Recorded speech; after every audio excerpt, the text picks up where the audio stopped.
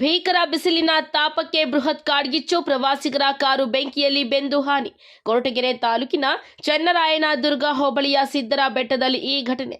ಶ್ರೀ ಕ್ಷೇತ್ರ ಸಿದ್ದೇಶ್ವರ ದರ್ಶನಕ್ಕೆ ಎಂದು ಬಂದ ಬೆಂಗಳೂರು ಮೂಲದ ಭಕ್ತರು. ಸುಸಜ್ಜಿತವಾದ ವಾಹನ ಪಾರ್ಕಿಂಗ್ ವ್ಯವಸ್ಥೆ ಇಲ್ಲದೆ ಇದ್ದರೂ ಪಾರ್ಕಿಂಗ್ ಮಾಡಿಸುವ ಪಾರ್ಕಿಂಗ್ ಸಿಬ್ಬಂದಿ, ರಸ್ತೆಯಲ್ಲಿ ಕಾರು ಪಾರ್ಕಿಂಗ್ ಮಾಡಿದ್ದ ಪ್ರವಾಸಿಗರು. ಇದ್ದಕ್ಕಿದ್ದಂತೆ ಕಾಡ್ಗಿಚ್ಚು ಸಂಭವಿಸಿ ಈ ಘಟನೆ ನಡೆದಿದೆ ಎಂದು ತಿಳಿದು ಬಂದಿದೆ. ತಾಲೂಕಿನ ಮುಜರಾಯಿ ಇಲಾಖೆ ಮತ್ತು ಪ್ರವಾಸೋದ್ಯಮ ಇಲಾಖೆ ಅಧಿಕಾರಿಗಳ ಮೇಲೆ ಪ್ರವಾಸಿಗರ ಆಕ್ರೋಶ. ಸಂಜೀವಿನಿ ಪರ್ವತ ಎಂದೇ ಪ್ರಖ್ಯಾತಿಗೊಂಡಿರುವ ದಿವ್ಯ ಔಷಧಿಗಳ ಕ್ಷೇತ್ರ ಸಿದ್ದರ ತಪೋವನ, ಸಾಧು ಸಂತರ ತವರೂರಲ್ಲಿ ಮೂಲಭೂತ ಸೌಕರ್ಯಗಳಿಲ್ಲದೆ ಪ್ರವಾಸಿಗರ ಪರದಾಟ. ಸಿದ್ದರ ಬೆಟ್ಟದಲ್ಲಿ ಇದ್ದು ಇಲ್ಲದಿಂತಿರುವ ಹಿಂದೂ ಧಾರ್ಮಿಕ ದತ್ತಿ ಇಲಾಖೆ ಮತ್ತು ಪ್ರವಾಸೋದ್ಯಮ ಇಲಾಖೆ, ಮುಜರಾಯಿ ಇಲಾಖೆ ವತಿಯಿಂದ ವಾಹನ ಪಾರ್ಕಿಂಗ್ ಶುಲ್ಕ ವಸೂಲಿ, ವ್ಯವಸ್ಥಿತವಾದ ವಾಹನ ಪಾರ್ಕಿಂಗ್ ಸ್ಥಳವೇ ಇಲ್ಲ. ರಸ್ತೆ ಬದಿ ನೆಲೆಸಿ ಶ್ರೀ ಸಿದ್ದೇಶ್ವರ ಸ್ವಾಮಿಯ ದರ್ಶನಕ್ಕೆ ತೆರಳಿದ್ದ ಬೆಂಗಳೂರು ಮೂಲದ ಭಕ್ತರು ದೇವರ ದರ್ಶನ ಮುಗಿಸಿ ವಾಪಸ್ ಬಂದಾಗ ತಮ್ಮ ಕಾರು ನೋಡಿ ಬೆಚ್ಚಿ ಬಿದ್ದ ಘಟನೆ ನಡೆದಿದೆ. ಭಕ್ತರ, ಪ್ರವಾಸಿಗರ ನೆರವಿಗೆ ಬಾರದ ಮುಜರಾಯಿ ಇಲಾಖೆಯ ಸಿಬ್ಬಂದಿಗಳು, ಅರಣ್ಯ ಇಲಾಖೆಯ ವಾಚರ್ಗಳಿಂದ ಕಾರು ರಕ್ಷಣೆ ಮಾಡಲಾಗಿದೆ ಎಂದು ಹೇಳಿದ ಸ್ಥಳೀಯರು, ತಕ್ಷಣ ಸ್ಥಳಕ್ಕೆ ಬಂದ ಕೊರಟಗೆರೆ ಅಗ್ನಿಶಾಮಕ ದಳ ಸಿಬ್ಬಂದಿಗಳಿಂದ ಬೆಂಕಿ ನಂದಿಸುವಲ್ಲಿ ಯಶಸ್ವಿಯಾಗಿದ್ದಾರೆ. ದೊಡ್ಡ ಕಾಡ್ಗಿಚ್ಚಿನ ಅನಾಹುತ ತಪ್ಪಿದೆ. ತಮ್ಮ ಹೆಸರು? ವೀರೇಶ್ ಕುಮಾರ್ ಅಂತ ಸರ್. ಯಾವ ನಿಮ್ಮದು? ಬೆಂಗಳೂರಿಂದ ಬಂದಿದ್ವಿ, ಸಿದ್ರ ಬೆಟ್ಟಕ್ಕೆ ಬಂದಿದ್ವಿ.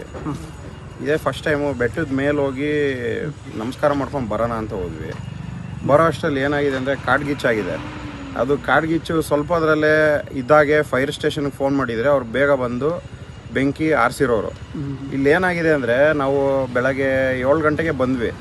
ಬಂದ ತಕ್ಷಣವೇ 20 ರೂಪಾಯಿ ಕೊಟ್ಬಿಟ್ಟು ಪಾರ್ಕಿಂಗ್ಗೆ ಅಂತ ಕಾಸು ಇಸ್ಕೊಂಡಿದ್ದಾರೆ. ಯಾರು? ಮುಜರಾಯಿ ಇಲಾಖೆಯವರು. ಮುಜರಾಯಿ ಇಲಾಖೆಯವರು ಪಾರ್ಕಿಂಗ್ ಅಂತ ಕಾಸು ಇಸ್ಕೊಂಡಿದ್ದಾರೆ. ನಾವು ಇದೇ ರೋಡಲ್ಲಿ ಹೋಗಿದ್ದೀವಿ. ಒಳಗೆ ನೋಡಿ, ಅಲ್ಲಿ ಫೈರ್ ಇಂಜನು ಬಂದರು. ಅದು ಏನು ಅಂದರೆ, ಆಲ್ಮೋಸ್ಟ್ ಎಲ್ಲ ಮುಕ್ಕಾಲು ಭಾಗ ಎಲ್ಲ ಉರಿದಾದ್ಮೇಲೆ ಈಗ ಅವರು ಫೋನ್ ಮಾಡಿ ಕರೆಸಿದ್ದಾರೆ. ಅಂದರೆ ಎಷ್ಟು ನೆಗ್ಲಿಜೆನ್ಸ್ ಅಂದರೆ, ಹೋಗಿ ಇಲ್ಲಿ ಯಾರೋ ಸೌಭಾಗ್ಯಮ್ಮ ಅಂತ ಯಾರೋ ಇದ್ದಾರೆ, ಅವ್ರ ಹತ್ರ ಮಾತಾಡಿದ್ರು ಅವ್ರು ಏನೋ ಒಂಥರ ನೆಗ್ಲಿಜೆನ್ಸ್ ಆಗಿ ಮಾತಾಡ್ತಾ ಇದ್ದಾರೆ. ನಮ್ಮ ಕೆಲಸ ಅಲ್ಲ ಹಂಗೆ ಹಿಂಗೆ ಅಂತ.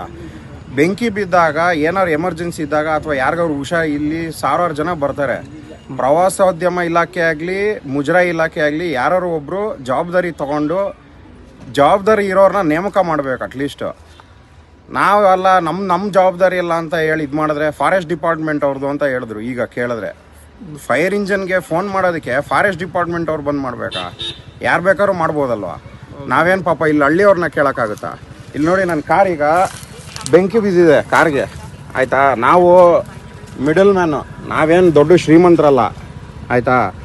ಇಲ್ಲಿ ಬೆಂಕಿ ಬಿದ್ದುಬಿಟ್ಟು ಈಗ ಸುಟ್ಟೋಗಿದೆ. ಇದು ಹೆಂಗಾಯಿತು ಅಂದರೆ, ಕರೆಕ್ಟಾಗಿರೋ ಪಾರ್ಕಿಂಗ್ ವ್ಯವಸ್ಥೆ ಇಲ್ಲ. ಒಂದು ಕಾಂಪೌಂಡ್ ಒಳಗಡೆ ಸೆಕ್ಯೂರ್ಡ್ ಆಗಿ ನಿಲ್ಲಿಸ್ಬೇಕಾಗಿತ್ತು, ಅದಿಲ್ಲ. ಇಲ್ಲಿ ನೋಡಿ, 20 ರೂಪಾಯಿ ಕೊಟ್ಬಿಟ್ಟು ಟಿಕೆಟ್ ತೊಗೊಳಕ್ಕೆ, ದುಡ್ಡು ಮಾತ್ರ ಕಲೆಕ್ಟ್ ಮಾಡ್ಕೊಳ್ಳೋಕ್ಕೆ ಬರುತ್ತೆ. ಈಗ ಇದು ಜವಾಬ್ದಾರಿ ಯಾರು ತೊಗೊತಾರೆ? ಅದಕ್ಕೆ ಈಗ ನಾವು ಹೋಗಿ ಕಂಪ್ಲೇಂಟ್ ಕೊಟ್ಬಿಟ್ಟು FIR ಕಾಪಿ ಮಾಡಿಸ್ಬೇಕು ಅಂತಿದ್ದೀವಿ. ಆಮೇಲೆ ತಹಶೀಲ್ದಾರ್ನು ಮೀಟ್ ಮಾಡ್ತೀನಿ, ನೋಡೋಣ ಏನಾಗುತ್ತೆ. ಇದು ಯಾರು ಜವಾಬ್ದಾರಿ, ಯಾರು ಇದಕ್ಕೆ? ಈ ಕಾರ್ ಸುಟ್ಟೋಗಿದೆ, ಇದು ಜವಾಬ್ದಾರಿ ಯಾರು? ಈಗ ಇಲಾಖೆ ಬರ್ದಾಗ ಟಿಕೆಟ್ ತೊಗೊಂಡಿದ್ದೀರಾ? ಅದು ಮಾಡಿಸ್